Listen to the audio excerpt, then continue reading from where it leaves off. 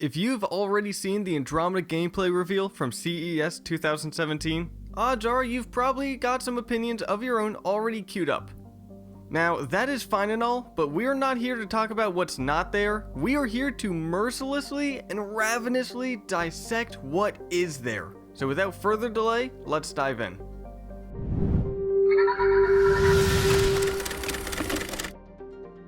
We open on a shot of our new ship, the Tempest, traversing a field of asteroids backed by some rather relaxing, if a bit eerie, ambient music. Cut to the Tempest, now soaring over a barren-looking landscape, while the music swells and really seems to convey both a feeling of isolation as well as suggesting an epic scale. Orchestral elements combined with a sweeping synth sound come together with a curious sound that makes us anxious to hear more of the soundtrack. But our attention is quickly refocused as once the Tempest lands, we are thrust into a menu screen. Appearing to be a natural progression of the circular menu style of the original trilogy, we are treated to substantially more information in a single screen this time around. You'll notice meters and counters on the top corners of the screen, displaying riders' current level, experience, remaining to the next level, item limit, credits, and nexus level. The text displaying default profile appears to be a placeholder for rider's name. Though we wouldn't be surprised to see some smart aleck fans actually calling their rider default profile. The final game will give it more space so the name doesn't overlap with the item limit meter, as confirmed by Mike Gamble on Twitter. Now, speaking of item limit, there is one element of the first Mass Effect that appears to be making a return. No word yet on whether breaking down unused items into more Omnigel than you could ever possibly use is also a returning mechanic. Now, credits is self-explanatory, but what really caught our eye is the Nexus level display. It suggests that settlement building and maintenance may not be limited to the new planets you discover, but will in fact spread to your home base itself. Will it be like upgrading Skyhold in Dragon Age Inquisition, or perhaps more involved? How will you gain those AVP that appear to be required for leveling up? However it turns out, there are some truly exciting possibilities. Moving on to the menu itself, we see 7 tabs, each holding a different screen of the menu. Currently, on the skills screen, we get a quick look at the auto-leveling system, as the player does so for PB. A neat little tidbit to note is the bio option on the bottom, right next to auto-level. Presumably, this will give a quick description of the current character on screen, alongside with how they work in combat and their behavior. It is a very nice addition to the game, as it can help people figure out who is best for different missions. Now, to your right, you can take a gander at the basic stats of the current party member. Your basic health and shields are there, along with what appears to be character class and level. Interestingly, PB is referred to as a rogue academic. Based on rider status as recon specialist, it is entirely likely that this will change based on one's playstyle. Now, that aside, we are more interested in the ability loadout, where PB starts out with Invasion, which we will explain later on, before getting Shockwave and Pull after the auto level up. For those who don't already know, abilities will no longer be handled through a combat wheel this time around. Instead, you're going to have a loadout of 3 different slots, each of which is assigned to a button. Now, those with a quick pause button will also notice Rider's loadout just before PB screen is brought up. Rider boasts Overload, Flak Cannon, and Flamethrower, because when you want something destroyed, you damn well better make sure of it. Now, on the left, you'll notice the 3 subsections for skills: Combat, Biotics, and Tech. This feels familiar as it calls back to the 3 strengths of each character in the first game, with each squad mate generally being skilled at any 1 or 2 of these attributes. Now, don't worry, we get a deeper look at the actual skills later on in the video. After the menu closes, our hero, default profile rider, is shown climbing a rocky slope before looking over an impressive looking expanse. A ship flies by nearby and the camera pans down to see some ancient looking technology. An unknown voice crackles over the radio inquiring as to rider's condition. Now, this might be the Tempest pilot, which is a Solarian whose name we don't know yet. However, this is just speculation at the moment. Rider's response mentions PB's signal, which goes in line with what we've seen in the previous gameplay trailer. As confirmed by Aaron Flynn after the presentation, this is part of PB's loyalty mission, which briefly mentioned a signal in the trailer. Now back to the menu as we get a quick shot of the main screen, resembling that of the previous games, namely Mass Effect 3, due to the curved nature of the icons. Now we delve into the profile screen, where we finally get a look at how the new class system works. Rather than choosing a class at the beginning and sticking with it, you can now switch on the fly. Each class, or profile as they're called here, is given a rather extensive description on the right, so you know exactly what you're getting into. We expect this system to be invaluable to players favoring a much more tactical approach to battle. If you pause the video, you get a description for what the classes that get highlighted do, alongside some specific attributes that you get by selecting the class. The first is Soldier, and for those of you who are new to Mass Effect, the Soldier class is your standard shooter class. The description says that this is a combat specialist, and that no class is tougher, suggesting that this class will have the highest health and shield stats. The bonuses for selecting this are a 10% damage increase, 10% weapon accuracy, plus 2 damage protection, and 10% weapon clip size.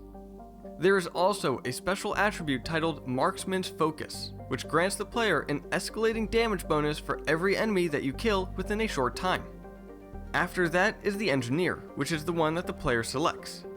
Engineer focuses more on tech powers that are both offensive and defensive. The bonuses that this class gets are 20% all combo damage, 20% tech construct health and 20% tech construct health regeneration, 20% tech construct damage, and 20% tech restoration and defense. The special attribute for this class is an old favorite, the Combat Drone, which is a small drone that follows you, and it improves the recharge rate for the tech powers, and it will self-destruct with an EMP pulse if enemies get too close. If you glance downward, you'll notice the exclamation point icons next to the Infiltrator and Explorer profiles. Later in the video, we see the Flamethrower skill tree being upgraded, followed by a window mentioning an upgraded Engineer profile. It is likely that the exclamation points refer to the upgrade, though it could also mean that we get new profiles as we progress. But we are getting a bit ahead of ourselves, so let's go back to where we were. The player chooses a profile and moves to the next segment, where Ryder, at the behest of an artificial friend Sam, opens a massive looking gate in the distance with a console. And hey, guess what? More menus! Now we are back to the skills screen, where Ryder seems to have gained a new ability called Remnant VI. More on that, well, pretty much right now. Now here is that deeper look at the skills that we promised you. Many fans will be pleased to see the leveling system appears to be a callback to that of Mass Effect 3, which itself is a callback to the system of the first game. Each skill has ranks, and each rank provides incremental increases in the skill's effectiveness.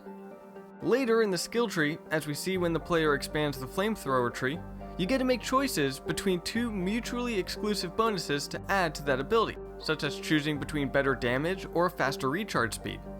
But what about the actual usage of the abilities? It looks like each one now has 2 methods of use this time around, unlike the usual one and done like in the previous games. The first is Overload, which we actually see the player using later on in the video. If you just tap the button, it unleashes a static discharge upon the enemy, does a high amount of damage to shields and synthetics. Now if you hold the button, it will charge it, causing it to chain to additional targets. Now, before we move on to the next ability, we know that there are rank bonuses, but we really don't want to go over each one, as we are sure that you don't have several hours worth of patience. Now, the next few that are shown are passive ones, abilities that are simply always active. The first is Auxiliary Systems, which improves the effectiveness of tech powers and constructs in a variety of ways. The next is Offensive Tech. This one maximizes the offensive capabilities of tech powers through specialized Omni-Tool software and hardware. The final passive, called Tech Support, which, you can feel free to insert your own jokes in the comments down below, improves the defenses and support for the whole squad through a kinetic barrier generator and hardsuit enhancements.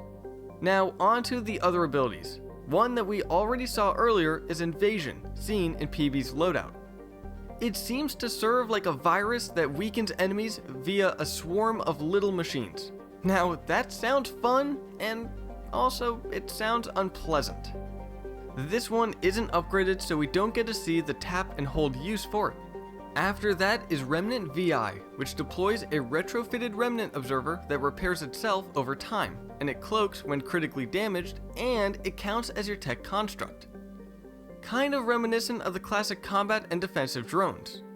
When you tap the button, it will tell the VI a specific target to attack, and if you hold the button, it will deactivate it. A quick side note, since it is a Remnant VI, and thus not something that Ryder could have brought from Earth, maybe this means that you can learn new abilities from enemies, or maybe we'll have a Remnant as a party member. Now, settle down with the fan art, it is just speculation. But, keep the fan art coming. We love to see what you guys come up with. And then finally, the flamethrower, which doesn't need much introduction as it has been prominently shown in this video as well as previous looks. Holding the button unleashes a short-range jet of flame that does extra damage to armor, and it will continually damage enemies that are caught in the blaze. One final thing to note on the screen is the little circle that is around each ability's icon on the loadout. We are guessing that they refer to whether the ability is combat, biotic, or tech-based. Though we've been wrong before, and we will definitely be wrong again. This is just a theory. Next up is some combat. Before it actually starts, take a look at the top of the screen and tell us what you see. That right there is a compass, and it bears a striking resemblance to the same navigation mechanic seen in various Bethesda games, namely Fallout and Elder Scrolls. If you ask us, we think that this is an excellent indication of what kind of game we have in store. Anyway, here goes Ryder blasting away at robots. Is it just us, or does the shotgun seem like it's approaching Mass Effect 1 levels of domination?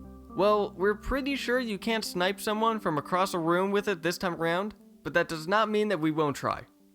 As the gameplay video goes on, the Ryder uses the flamethrower ability. Now, notice the independent cooldowns of your abilities on the bottom right of the heads-up display.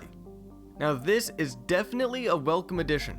Also, it appears that ammo pickups look like they have a holographic indicator, which should be helpful on dark, rocky terrains like the one that we're being shown right now. The rest of the combat seems like standard fare, with another couple reminders that yes, we totally have a jetpack now. And it looks like it will be invaluable for dodging. The flamethrower ability in action is pretty much exactly what we expected, what with the flames and the throwing thereof. As Ryder assaults a variety of remnant, we come across a big one called a destroyer. We end with the big guy going down in a rather satisfying explosion. You can never have enough of those. And that right there is our look at the CES 2017 gameplay. Remember, CES is a tech show, so the gameplay you just saw was never really meant to show off much more than just the game running on the NVIDIA graphics card. Still, we got a few juicy little tidbits, combined with the now confirmed release date of March 21st in North America and 23rd in Europe. It is certainly enough to keep the discussions coming on for a little while. And, speaking of discussions, let us know your thoughts on the gameplay video, and maybe if we missed something, let us know in the comments down below. And while you are there, give this video a like and hit that subscribe button, and I'll see you in the next video.